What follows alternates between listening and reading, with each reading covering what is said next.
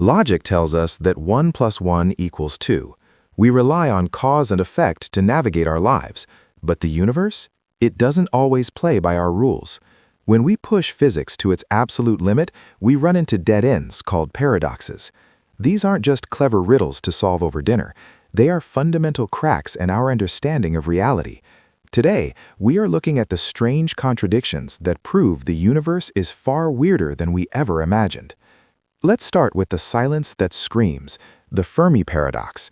We know there are billions of stars in our galaxy alone, many with planets sitting in the Goldilocks zone, just like Earth.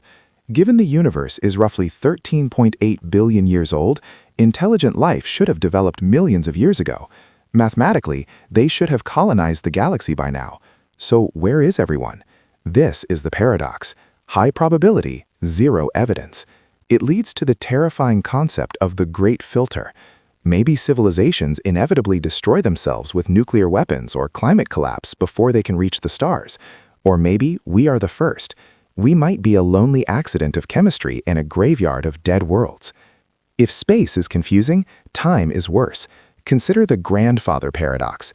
You build a time machine, go back, and prevent your grandparents from meeting. Since they never met, you were never born.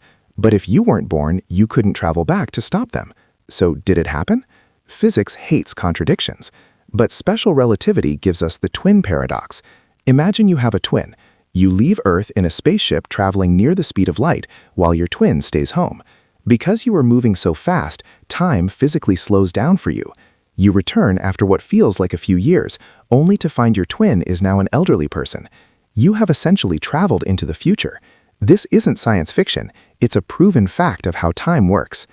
Then there is the problem of movement itself. Zeno's paradox suggests that motion is actually impossible. Imagine you want to walk across a room. Before you get there, you have to travel half the distance. Before you travel half, you must travel a quarter.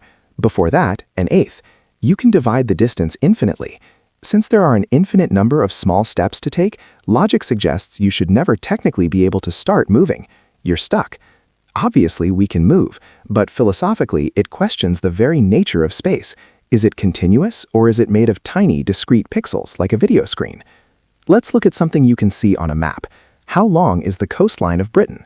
It sounds like a simple geography question, but it's a mathematical nightmare known as the coastline paradox. If you measure it with a 100-kilometer ruler, you get one answer. Use a 1-kilometer ruler and the length increases because you're hugging the base. Use a meter stick and it gets even longer. If you measure around every pebble, the length shoots up. Technically, as your measurement tool gets smaller, the coastline approaches infinity. It implies you can fit an infinite perimeter inside a finite space, introducing us to the mind-bending world of fractals. Finally, look up at the night sky. Why is it dark? That's Olber's paradox. If the universe is infinite and filled with infinite stars, every line of sight from your eye should eventually hit a star. The whole sky should be as bright as the sun. The fact that it's dark tells us something profound. The universe hasn't been here forever.